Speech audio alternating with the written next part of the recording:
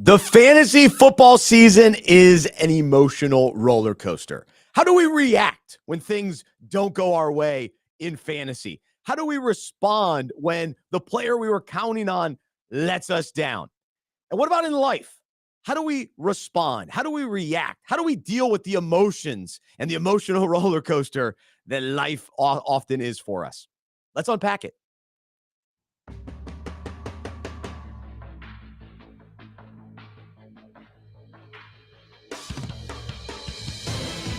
This is the Fantasy Football Fellowship podcast, where we unpack fantasy, faith, and life. I'm Bryce Johnson with Tripp Smith.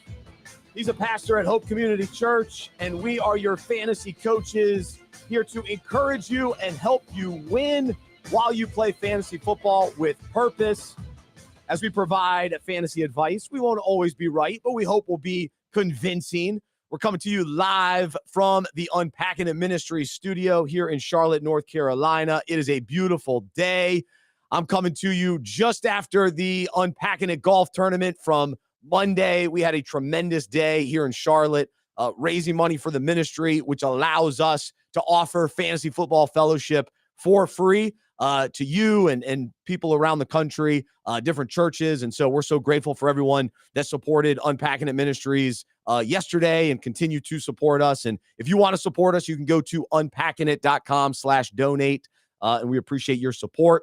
Also, encourage you to check out fantasyfootballfellowship.com. Make sure you're a member. I hope you're enjoying the weekly breakouts. This week's topic, as we take fantasy concepts and relate them to the Bible and relate them to life, is all about emotions, reactions, responses. And ultimately, when we do experience things like anger, disappointment, what do those things lead to? And what decisions do we end up making when we're angry? And where does self-control, where does wisdom factor into that conversation? So we got a lot to get to during our breakout, which we will do in just a little bit. Plus, we'll do some peace or panic. A couple key players struggling in recent weeks. What do we make of that? And then the injuries. Every week we deal with the injuries. We've got a couple new wide receivers. And tell us no. Not everybody's favorite rookie quarterback. Tell me he didn't get injured. Yes, he did. It did not slow down the Commanders on Sunday against my Panthers, but it might slow our fantasy team down if we have Jaden Daniels and he misses any time. So we will see about that. But we've got a lot to get to today. So let's jump right into our fantasy shenanigans. Here we go.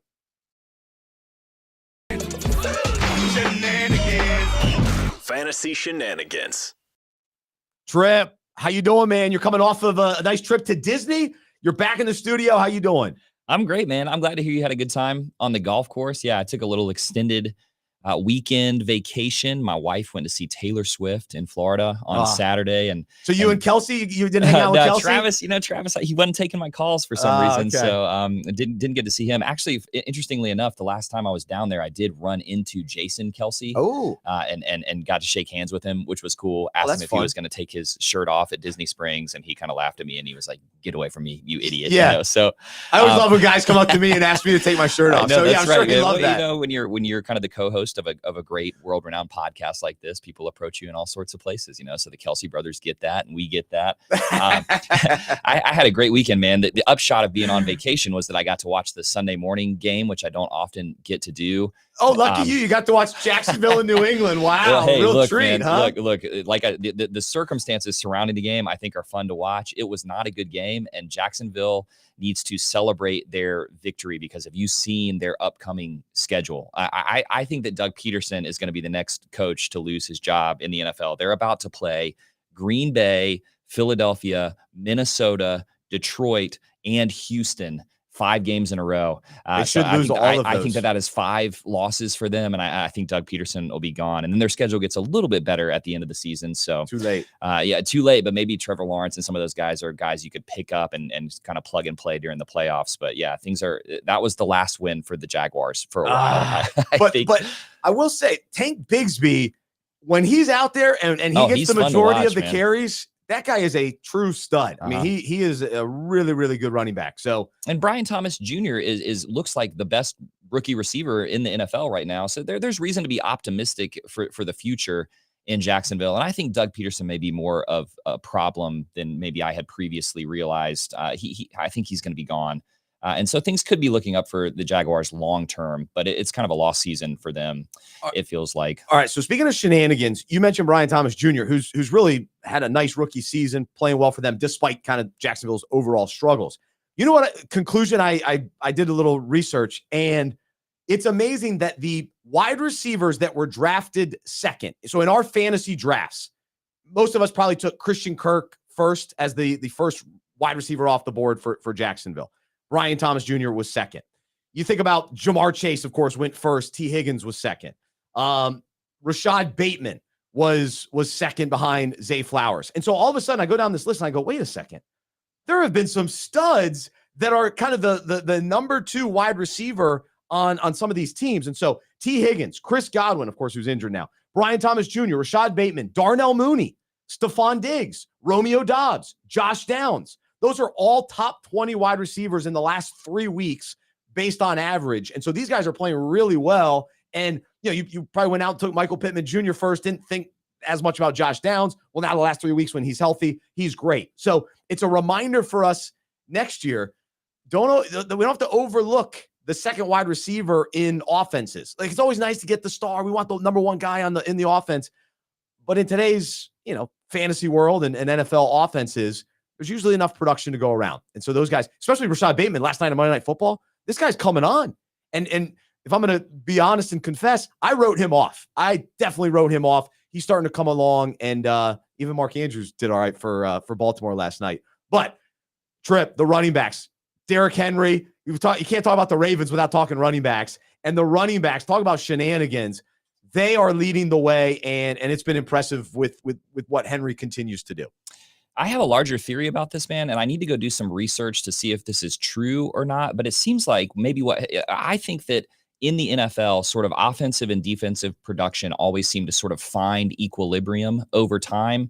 So many teams were moving towards these more pass-heavy offenses that featured 1, if not 2, elite wide receivers.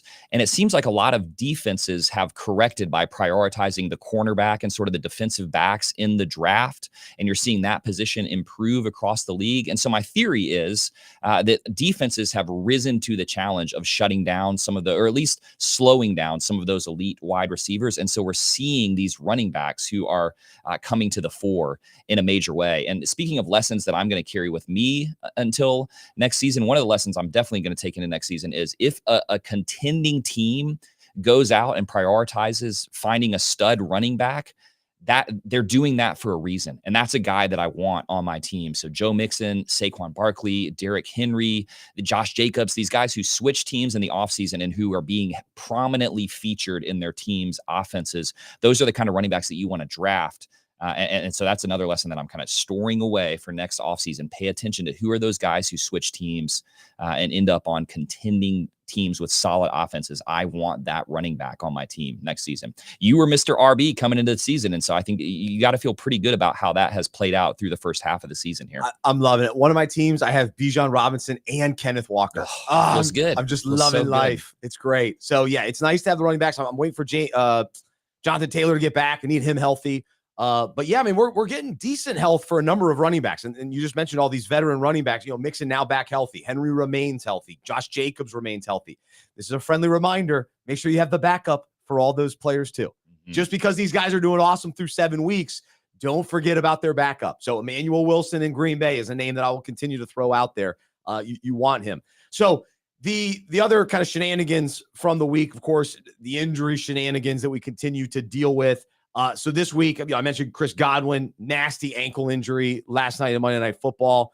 Curious your thoughts on the ramifications of that for this Bucs offense, which actually made it somewhat interesting at the end with a comeback. But then Godwin gets injured with a minute left. Basically, is still out of it at that point. So that hurt. You always hate seeing a guy get hurt when the game is in that situation. But Brandon Ayuk in San Francisco, tough year for him. All the contract issues. Finally gets signed and remains in San Francisco, has really just one big game, and then for the most part been pretty mediocre for his standard, and now he's out for the year. And then also Mike Evans got a hammy last night, so that's somewhat concerning for him. And then, of course, Jaden Daniels, the quarterback for Washington, going down with a rib injury. So of all those injury shenanigans, which one jumps out to you? And are you prioritizing on the waiver wire in response to any of those injuries? You're right. So Mike Evans went out the Bucks' second drive of the game. He dropped a long touchdown because he pulled his hamstring. And he was well on his way to having a huge game. I actually think, Baker Mayfield has been a revelation this season. And now his two top receivers are gone. I think both of them might be gone for an extended period of time. And so the question is Baker good enough to elevate these guys that you're going to find on the waiver wire this week? Or were those receivers so good that there's going to be a major drop off for Baker? I think that some of the, like Sterling Shepard, there's a young receiver there named Trey Palmer, who the Buccaneers have consistently talked about how much they like him. And he just hasn't had opportunity because Evans and Godwin are always on the field.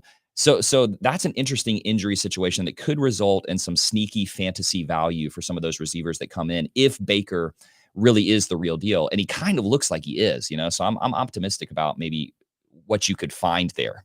And I'm open to Jalen McMillan. And so he's the rookie wide receiver. Had some hype in the offseason heading into fantasy drafts. And I think a lot of people did draft him.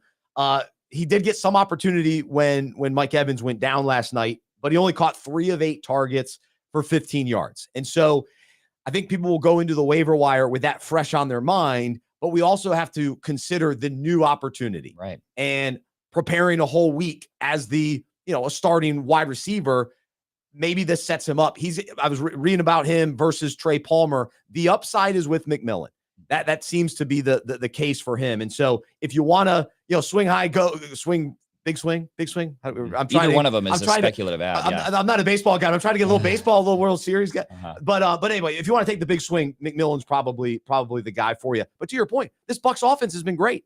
I wanted to talk about the Bucs running backs later, but I'll just bring it up now since we're talking about them on Monday Night Football. And I was going to bring this up in our accountability and confession segment because last week I said, hey, listen, you just want any of the running backs in Tampa Bay. The likelihood of all 3 being healthy is probably not. There won't be that many games. Someone will always be a little banged up. But again, all 3 were good last night. Now, Sean Tucker didn't get as many carries, but when he was out there, he ran the ball well. But Rashad White comes back, monster game for him, gets into the end zone twice. Bucky Irving as the key complement, had some nice catches out of the backfield himself. So again, if Evans is gone, Godwin is gone, consider McMillan, but you still want those running backs because now they have to rely even more on the running game. Pivot to the run game in a major way. That's a really good take. Yeah, I agree with that. Can we just one more? I don't know if this is just a shenanigan or a theme that I'm seeing over the course of the season, but it was good. David Njoku is back for the Cleveland Browns. The Browns are terrible, but David Njoku is their pass catcher number one. He's a tight end and he's the wide receiver one on that team. One of the things that has been true this season is that quantity trumps quality with that tight end position. If the tight end is a great tight end, but he's the 4th pass catching option on his team, it doesn't really matter that much. Whereas these guys like David Njoku now is a guy I want to go trade for. Hunter Henry is a guy that Drake May likes a lot and is making relevant again. The ultimate example is Brock Bowers, who is a great tight end. Like he is a quality tight end as well, but he is getting so many targets on that offense. And actually Kyle Pitts, who has yet to get into the end zone, he doesn't score touchdowns, but he's getting 6, 8, 10 targets a week. And so I think he's something like the tight end 5 on the season right now. These tight ends who get the opportunities are much better than like Sam Laporta is gone. It's just like he's not getting any target. It's been horrible for me. Mark Andrews is one of the best. I think Mark Andrews has been a great tight end, but he's not getting the quantity that he used to get. And so I would love to go out and trade for like Njoku or even Hunter Henry, some of these guys who I think are going to get targets week over week going forward. Well, I mentioned Henry last week on the show. He's still on waivers. He's still out there. Right. So if you're especially in a 10, 12-man league and he's out there, go get him. Because not that New England's this high-powered offense, but Drake looks better. The offense moved the ball, especially in the second half against Jacksonville. So yeah, you want Hunter Henry, former guest on the Unpacking It podcast. So I like Hunter Henry. Big fan. Nice. Big fan of his. All right, so there you go. Plenty of shenanigans. The other thing I'll mention, Russell Wilson starting for Pittsburgh. How about those shenanigans? All of a sudden, he comes out and he plays pretty well. George Pickens, hello, I'm here. We finally saw Pickens get into the action, which was nice. He was sitting on my bench, as always. Pickens has the best weeks on my bench. It's amazing. I've never had a player like him score so many points on my bench. It's remarkable. Did you see what Mike Tomlin said in his press conference? I heard a little bit. One of the journalists was like, "Can you just talk about that decision to start Russell Wilson when you're 4-2?" And he just said that's why I get paid to do this. That was basically his whole response. It's like, that's why I draw a paycheck. And through 1 week, it looks really smart. I was in a group chat and they were ripping on Mike Tomlin. Just like, oh, come on. He's been there forever. Is he ever going to win anything? And I started thinking about it.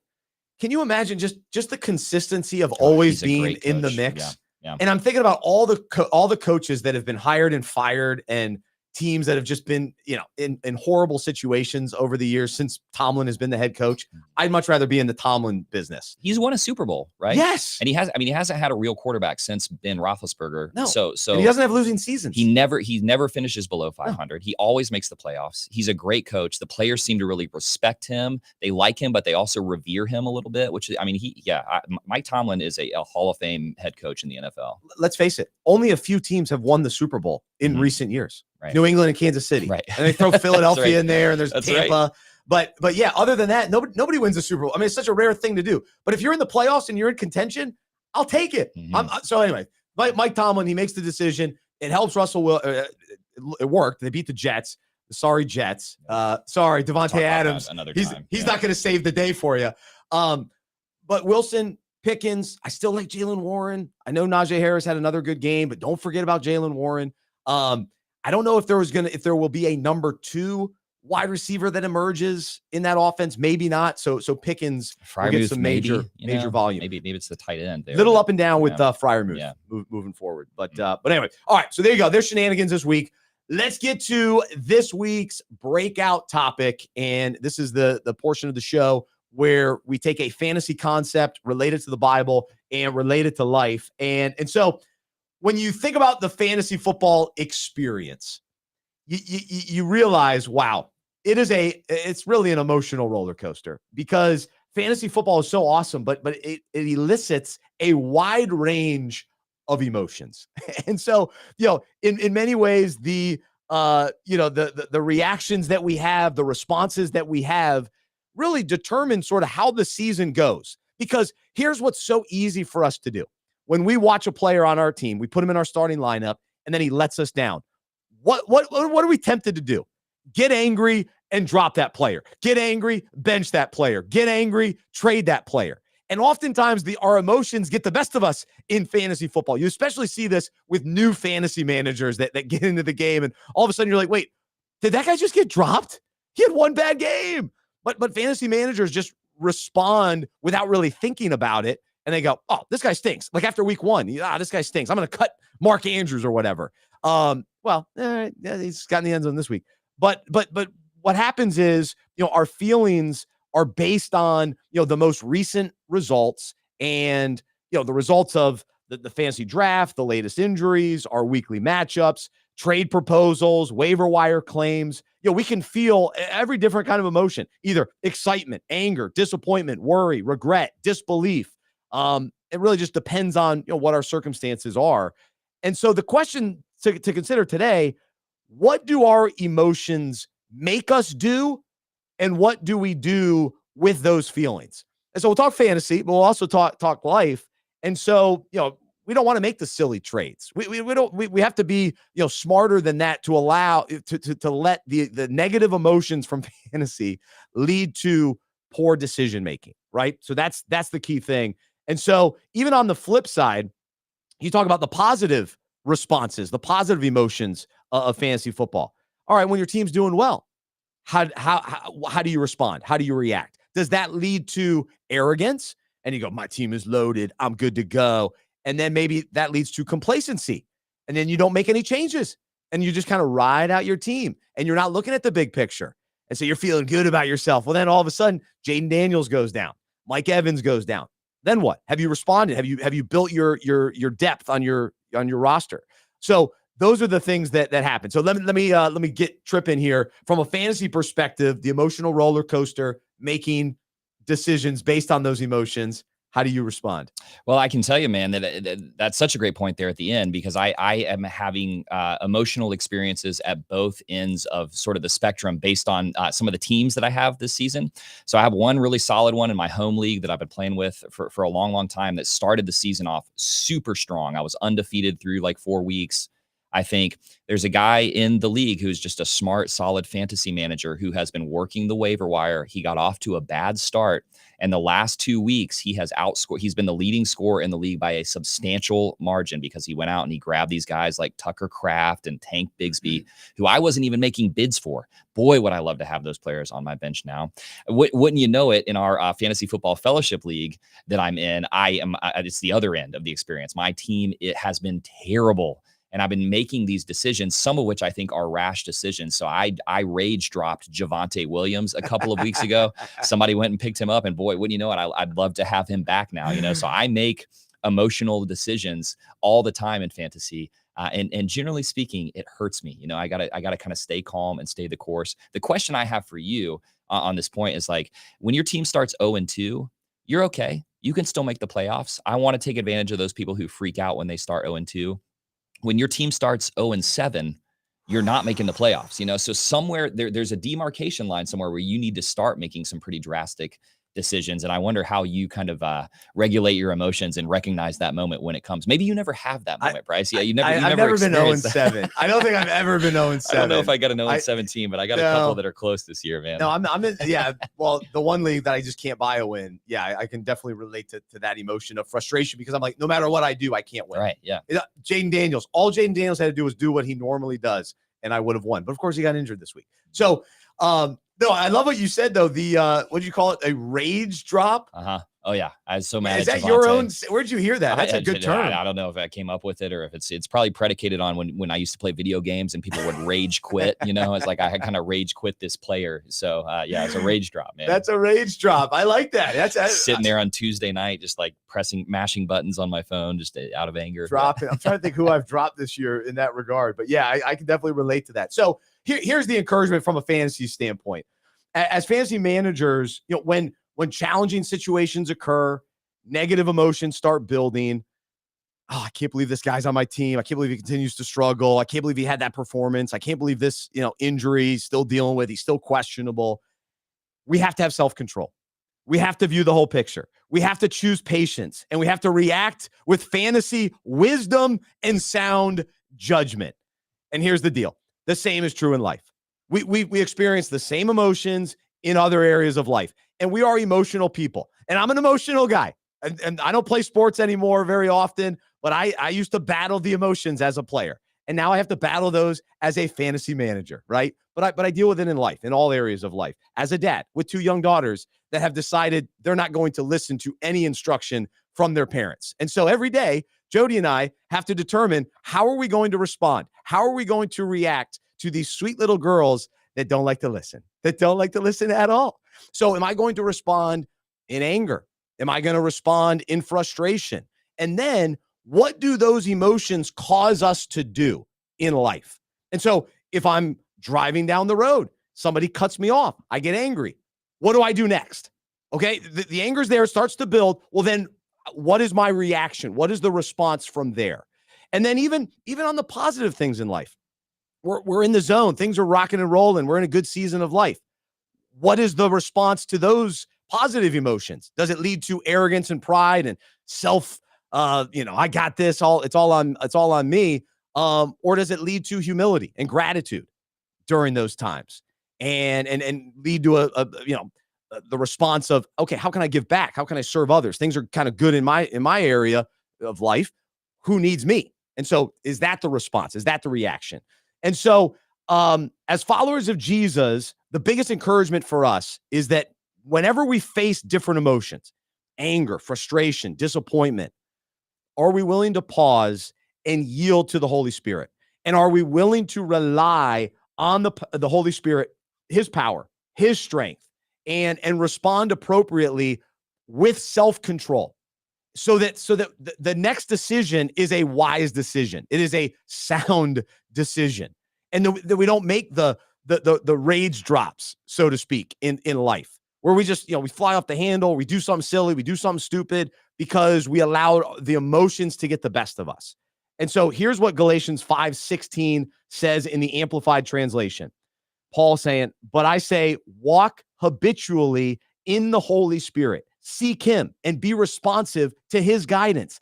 And then you will certainly not carry out the desire of the sinful nature, which responds impulsively without regard for God and his precepts. And so from a fantasy perspective, we got to stick to the principles of fantasy football, right? We don't want to make these rash decisions and just trade away a player out of the blue or just, without even thinking about it rashly. And same thing in life. We want to do things, God's principles, God's way of doing things, according to God's word, according to the Spirit's leading and guiding, so that we walk in wisdom, we walk in the Spirit, and we walk in, the fulfilling, fruitful life in the Spirit. And so if we don't, if we act impulsively, we act, the sinful nature, our sinful emotions get the best of us, well, then we're going to do things that go against God, against his word, and ultimately lead to negative consequences and poor decision-making. Trip, why don't you jump right in? Well, I'm so glad that you brought up the parenting illustration, the parenting context here as it pertains to this topic, this breakout. I'm raising 2 toddler boys right now. And one of the things that you're trying to do as a parent, because as you said so rightly, Bryce, humans are emotional beings. We're not only emotional, but our emotions are an important part of us, and God made us that way intentionally. What you're doing when you're raising toddlers is trying to teach them to recognize and to process their emotions healthily. You're trying to raise emotionally healthy adults, and that's a really hard thing to do. The 2 ditches on kind of either side of the road that we can fall off into is, one is to, like you said, let your emotions drive the bus, to always sort of react out of emotion. If I'm feeling it, it must be right and it must be true, and I let my emotions lead and make my decisions for me. The ditch on the other side of the road is to sort of suppress your emotions, to ignore your emotions, to push them down, to never let them have any sort of effect on you. And I think an emotionally healthy person is someone who is able to recognize and process their emotions. And I would say, as a follower of Jesus, process their emotions in the presence of God, but then make decisions that are wise, that aren't sort of driven by their emotions. Well, wouldn't you know it, right at the center of the Bible, there are these 2 books called Psalms and Proverbs. And Psalms, I think, is a book that, among other things, is teaching us how to process our emotions in the presence of the Lord. You'd pick up just about any psalm, and what is the psalmist doing there? Speaking their emotions honestly and vulnerably, but they're saying, God, here's what I know is true about you, and I want to process these feelings and these experiences in your presence.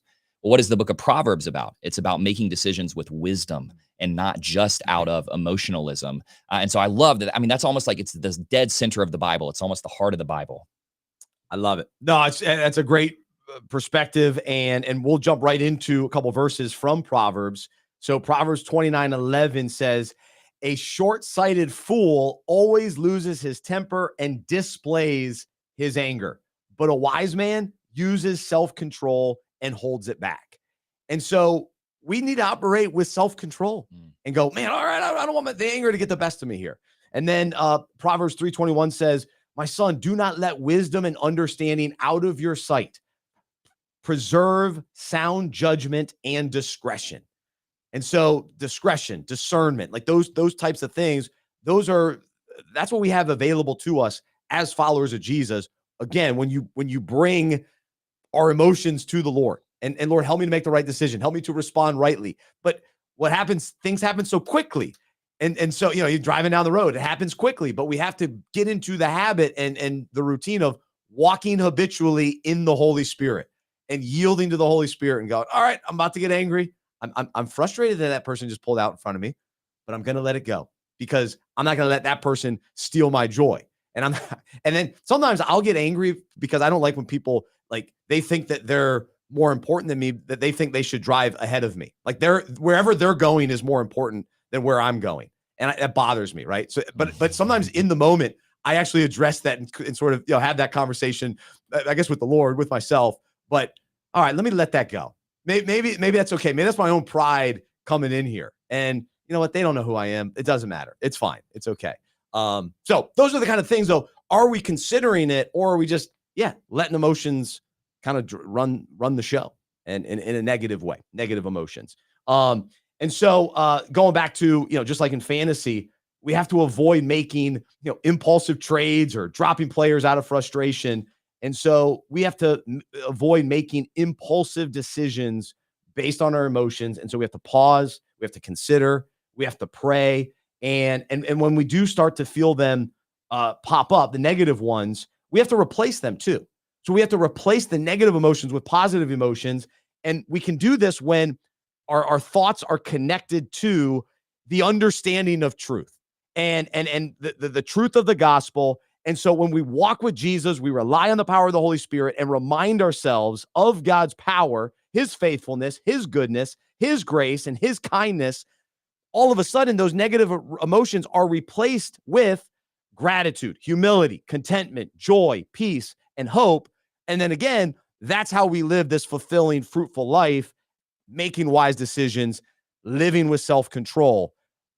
But they have to be replaced. And so that's why it's this continual renewing of our mind too. And there's so many layers to this because our emotions are attached to what we believe. What do we believe to be true? And what we prioritize too. So this is such a big topic. There's so many different directions to go with it. But any final thoughts from you, Tripp? I mean, one of the things I love about these breakouts is that they always invite me to take a closer look at Jesus, to take another look at Jesus and look at what Jesus was like in the Gospels. He was an emotional person. He's described as a man of sorrows, acquainted with grief.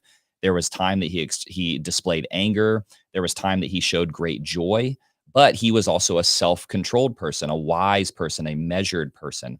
And so I think if you realize that you're struggling with either one of these issues, that is being driven by your emotions or being totally sort of emotionally unaware and suppressing your emotions, the invitation is come to Jesus and talk to him about that. He says, come follow me, come learn my way of life, take my yoke upon you. It's easy to bear. I want to teach you what it's like to be an emotionally healthy person who has healthy emotions in relationship with God and other people, but isn't driven by them. And I think if you come to Jesus and talk to him about that in prayer, I think that's a prayer that he loves to answer and he will answer. So this is just an invitation for me to come to him again and meet the man who was made like me in every respect, including my emotions, but without sin, and to learn to follow him more closely and more faithfully. It's great. The question is, what are our emotions, leading to? Like what is the action from the emotions? And so the best action is I'm turning toward Jesus. Let him lead you to Jesus. Exactly. All right. I'm feeling anger. I'm going to Jesus. I'm feeling discouragement. I'm going to Jesus. I'm feeling confusion. I'm going to Jesus. Disappointment. You fill in whatever that emotion is. And even, I'm feeling joy. Let that bring us to Jesus and man, thank you. And then it leads to gratitude. So I'll leave you with this, Titus 2:11 and 12. And the Bible says, for the grace of God has appeared that offers salvation to all people. It teaches us to say no to ungodliness and worldly passions and to live self-controlled, upright, and godly lives in this present age. So let's live self-controlled and upright instead of, just making emotional decisions that are negative, that have negative consequences. And I love Tripp again. The rage drop. We gotta remove the rage drops in fantasy. Don't let me forget that. And however that translates in life. That may have to be a new segment. People need to leave their posts. So far this season through 7 weeks, who has been a rage drop on your fantasy roster? Zamir White was definitely one for me, but thankfully he has not reemerged either. So, but anyway, that's this week's breakout topic. I hope it's encouraging for all of us to evaluate our emotions. And again, make the turn toward Jesus in those emotions.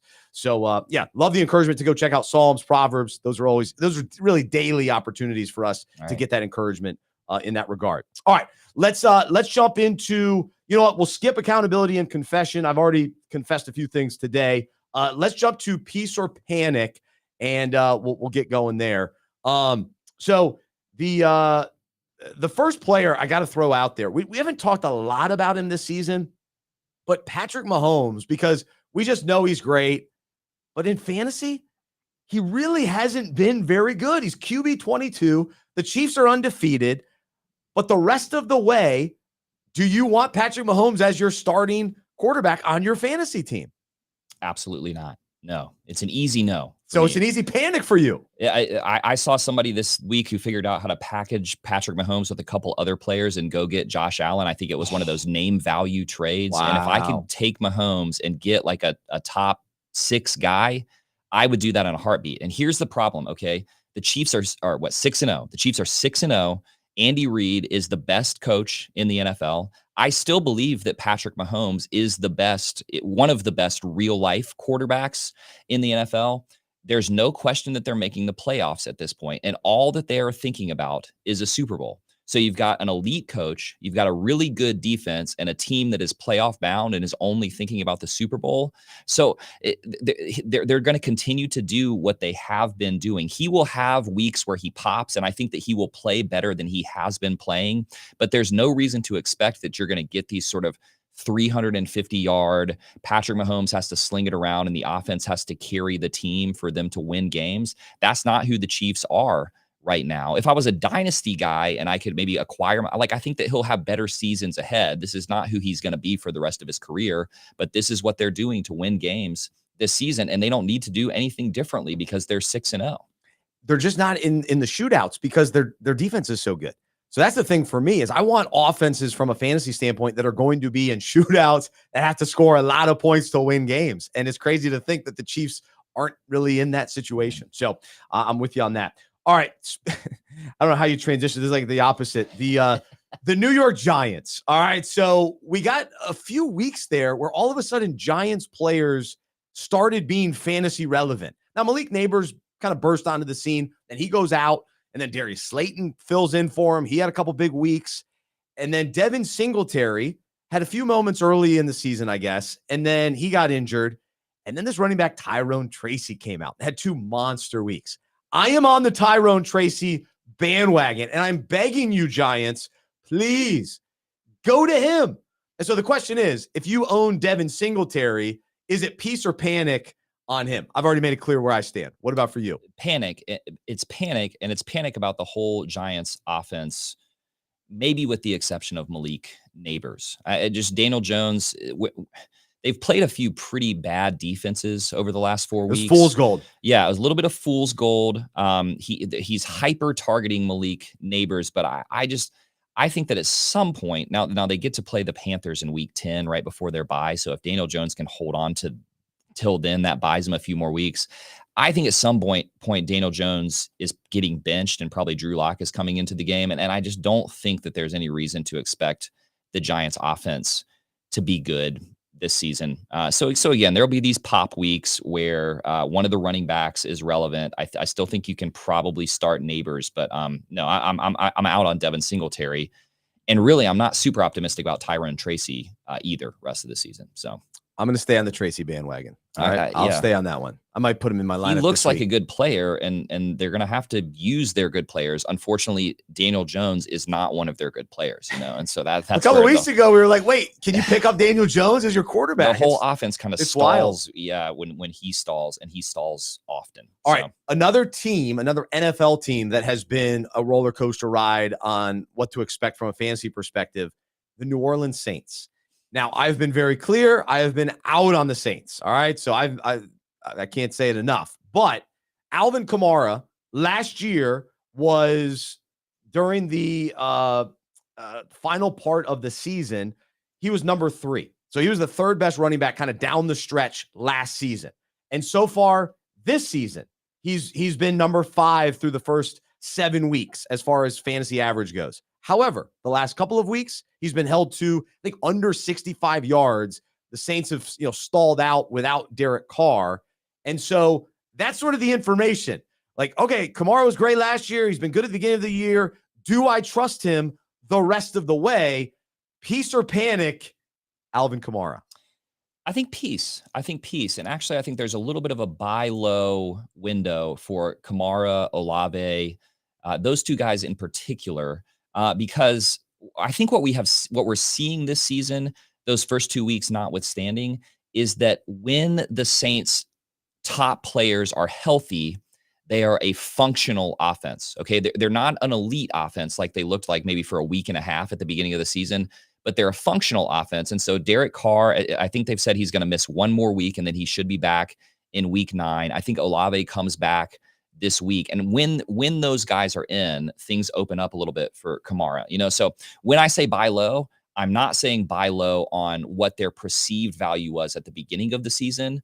But if you can buy Kamara or Olave low for what they have been the last couple of weeks, I think that I would do that, because when Carr comes back, assuming that they can stay healthy, the offense is it's not elite like we thought that it was, but it is still, it's functional. And so I think you can expect Olave to be a low end wide receiver 2 and Kamara to probably be a high end running back 2 when Derek Carr is playing quarterback. And that's what I try to kind of trade those guys for.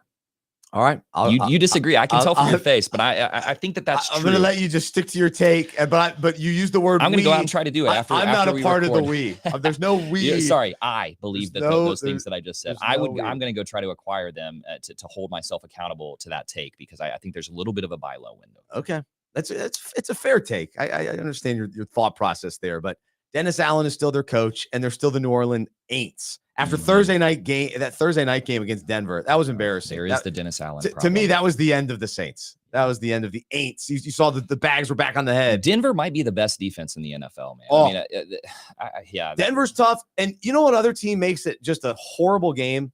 You don't want against Cleveland. Like Cincinnati, like they did okay, but it's still just an ugly game against Cleveland. And Cleveland style, man. Just slow it down, ugly, muddy. Yeah. You don't expect a lot from your team, your fantasy team, when they go up against the Browns, and same with the Broncos as well. All right, we're running out of time today. Do want to talk waiver wire, and one of our fun segments of the week is we ask the question, who is that? When random people burst onto the fantasy scene, they burst onto the NFL scene. We've got a few for you this week. And speaking of the Saints, let's start with Mason Tipton.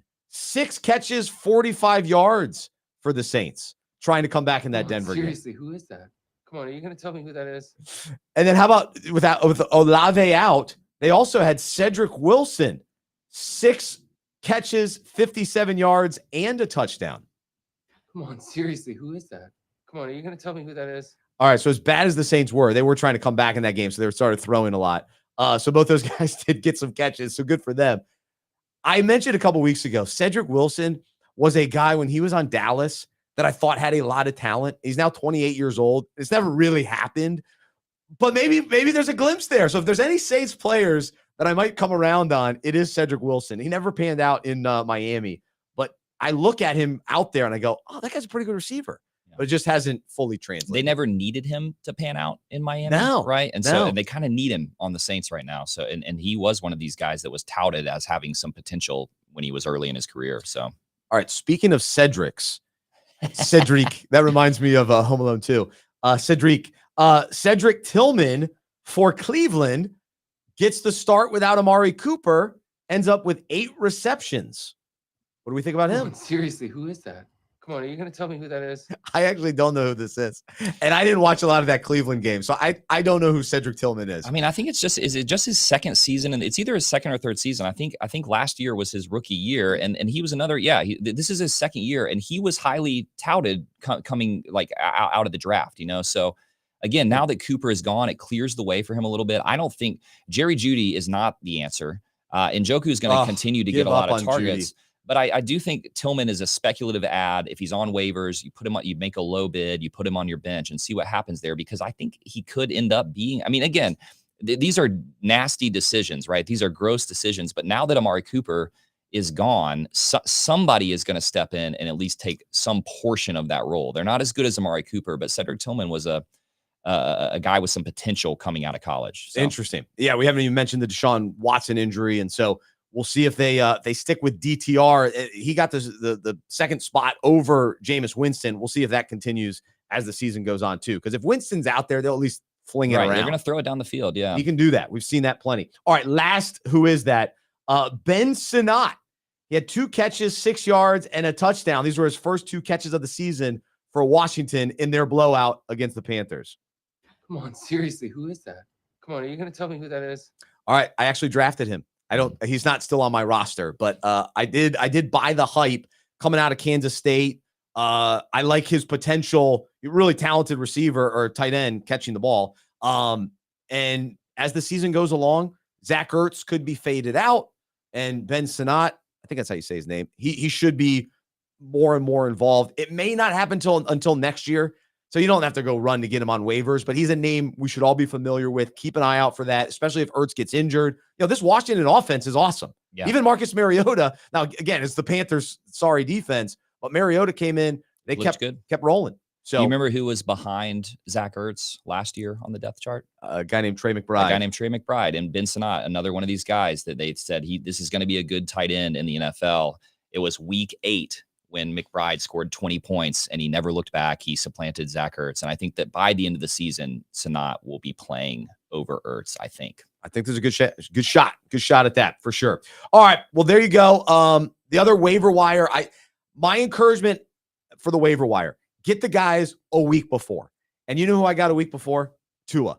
I picked up Tua. Yeah. And then Jane Daniels went down. So now I've got Tua ready to go. If he plays this week, I hit him on my IR spot. So get these guys before they go off. Get these guys before they come back from injury. Get guys when they're on their bye, you pick them up when no one's thinking about them.